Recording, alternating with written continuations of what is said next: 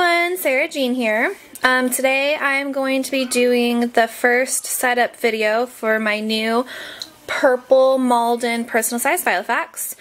I'm going to try to be quick, but it's also going to be a little bit of a long video because I am going to try to do a detailed showing of my A to Z filing cabinet system, and then also how I incorporate my little field notes journals along with my planner pages and how I archive them. So to start, you guys will notice that this obviously is not a purple Malden. This is a Vera Bradley tablet case, and I got this from Barnes & Noble with a gift card, and I really like using it to hold my Filofax in my purse because A, it protects the leather of the Filofax, B, where I work I don't like putting my Filofax on the counters or anything because they're just kind of grimy, and so it works as a really good writing space if I'm out and about using my Filofax, and if it's perfectly in my bag. So here's my purple Malden. As you can see, it's not super stuffed. There's quite a bit of room left in the rings. I'm really loving the pockets in this because I'm putting more things in the pockets and less things in the rings, so I think that's really good for keeping the rings understuffed. So let's just go ahead and dive in. Okay, so when you first open it, you'll notice I have this little notebook here. This is a field notes notebook. It's a 3.5 by 5.5 notebook. I love these things. They're durable, they're wonderful. They're sort of like a collector's thing. They come in all different editions that are only sold for a while and then they sell out. I use these as my personal journals. I've been trying to journal for years and years and years, and at one time I had this huge collection of expensive journals and I never used them. They were just too big and too daunting, and I felt like I was going to ruin the page when I wrote on it. So I discovered these, and I've actually have a completed journal now for once, and these are small. They're only 48 pages, so you don't have that anxiety about trying to fill something up. So I really like these. I always keep my current one just tucked into the pocket. Quickly, I'll show you my last one. This was my last one. This was my first full one. This took me about a month and a half. Sometimes would take like 3 weeks to fill up, and sometimes it would take, 2 months, just depending on how much I'm writing, what's going on. Quick flip through. I keep all kinds of things in my journals. Poetry, tidbits of stories. This is from Tuesdays with Maury, which is a really great book. I recommend everyone reading it. This was some poetry for Veterans Day, grocery lists. I went to the museum with my daughter, and so she did some doodling in here. Just all kinds of things. I sort of use it as a catch-all. These are all the Christmas cards I wanted to write. What else in here? More poetry, more journaling. I use my little Polaroid Instax, that one. And I put pictures in here. This is for Thanksgiving. More pictures, more poetries. This is a sticker my grocery store was giving out, so I snagged one and stuck it in there. This sort of ends up as like a little mini scrapbook. This was the Christmas letter I wrote out to everyone, and so I cut it up and pasted it in here, and I doodle and I draw, and it's really fun. I really like these. And then what happens is when I'm done with this, I take my personal size diary pages, fold them in half, and I tuck them in with the back cover, and then it sort of archives them and it goes with the same time frame. So that's what I'm doing with these, and that's what I'm doing with my archiving my pages. Okay, so to start, I love the pockets in this thing. They fit a ton. I don't have anything in the zip pocket yet. Right behind the zip pocket I've got just a few of these little smash note thingies, which occasionally I punch and stick in here. Then I've also got return address labels that I made for free online. Got my little stamps like always for when I'm writing letters on the go.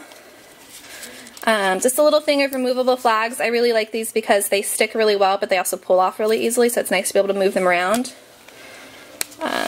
What else? Some of my business cards. It's actually hard to get out one-handed. My business cards for my shop and my blog. And then in the back of this front one, I just have, 2 note cards for if I'm out and about and I want to write a note card to someone. I've got note cards. The first one is just this quote. This was a free printable online. I just cut it out, laminated it, and punched it. It just sort of is my opening cover. I like what it said. I'm a big, huge reader, so loved this. We've got the info page. I did put a little marker on this so that if I'm wanting to see any days of the month for this next year, I can just turn right to this page and look. This was just a little character off of some stationery I ordered, and I just cut her out, and I used packaging tape to sort of reinforce her, and I stuck her at the top. Personal info page, nothing exciting there, and all the blank pages. This is my first week in here. This is the week of Christmas, as you can probably tell. I don't normally do too much decorating. Lately I have been, just sort of as like a therapeutic thing, but as you can see, all of my pages are fully also then listed for my days of what I need. This is the stuff I wanted to take for Christmas to my mother-in-law's. This was a library catalog card I had, and it was, I believe it had, Christmas carols. And so what I did is I wrote the recipe for the breakfast casserole I was making for Christmas, and I punched it and kept it in here. And you know, just all the things I do. This was the following week. Once again, you can tell that I write down basically everything. I do color coding. Purples for me, blues for my husband, pinks for my daughter, greens for the dog, orange is for either my Etsy shop or my blog or YouTube. And then red is stuff that's super important. And then if it's highlighted in purple, that means it's for school stuff. So this is how my weeks kind of look. This is a letter I wrote to my best friend the other day, so I stuck it in here. I still need to mail that out. Big list of things I need to do today. So that's all fun and good. And I like the week on 2 pages. They're working out really well. I've tried other versions throughout the last 6 months in different Filofaxes, and I sort of just always come back to these. They're just simple. I just tried to make sure I'm not being too precious about them. So then this, I had like a weight loss goal thing that I wanted to do. So that's the cover page for that.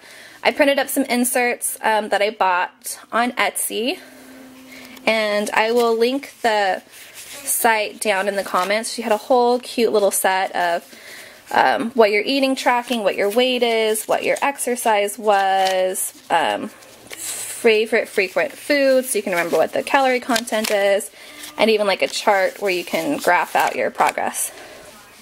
Okay, so now we come to the A to Z filing cabinet. I am loving this system. It's so simple. I have no idea why it never dawned on me before. In the front, I do have an index, although I don't find myself actually having to reference the index to find what I'm looking for, because it's just all filed under what is the first thing that comes to my brain. So this list is not only indexed, but I also plot things down that I eventually want to put in here that maybe I haven't had time to do yet. So we've got like addresses, anniversaries, birthdays, books to read, blog ideas, craft ideas, Etsy plans, gift ideas, weight tracker, my letter a day project, all kinds of different things. So obviously the first, I have blog ideas for B. I was like, why is B under A? Blog ideas, things I want to remember to write about.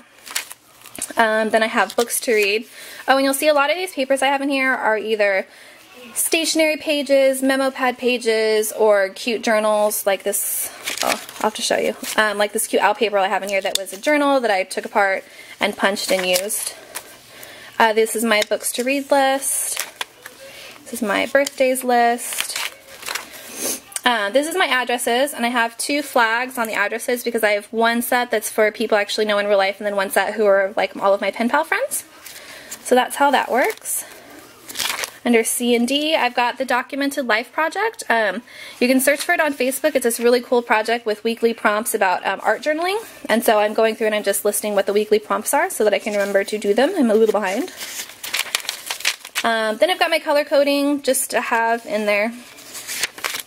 And then for E and F, I've got my Etsy shop stuff. So the things I want to make for my Etsy shop. Right now I just have handmade journals that are sort of like scrapbook, smashbook, junk journals. But eventually I'm hoping to have some Filofax dividers and some Filofax charms in there. This is my goals page. This is all the list of things I want to try to accomplish in 2014. Nothing there yet.